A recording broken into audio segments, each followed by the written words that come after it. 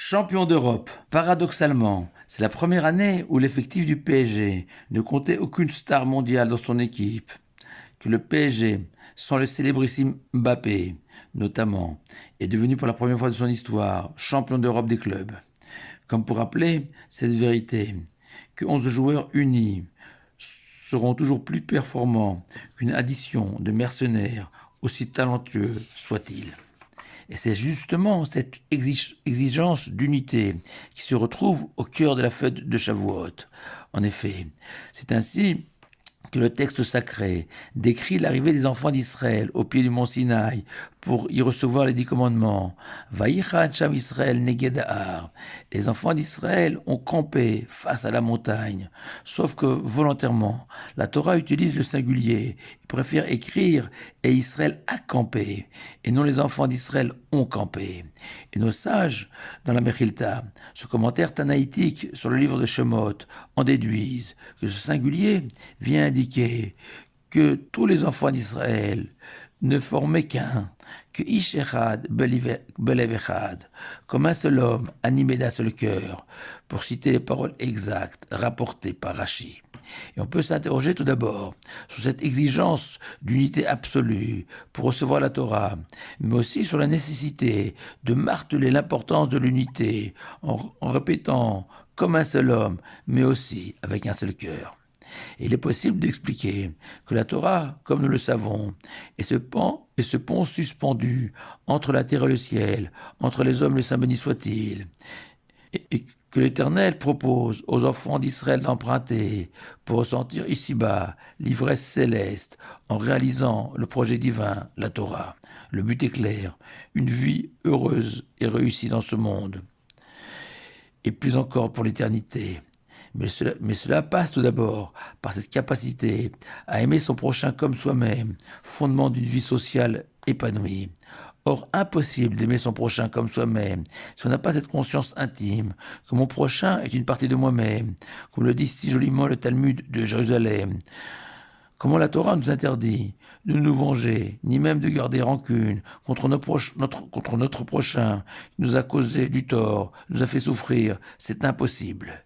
Et même si en tant qu'adulte, je suis capable de réfréner mes désirs de vengeance, conscient qu'une réaction en entraîne une autre, le fameux effet de chaîne ou l'engrenage autodestructeur.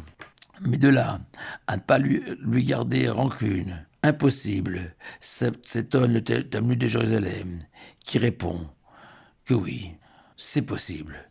Si on voit son prochain comme son propre bras gauche, qui maladroitement nous a frappés ou même blessés, est-ce qu'il viendrait à l'esprit de qui que ce soit de se mutiler ou de punir d'une manière ou d'une autre son bras gauche? Évidemment que non.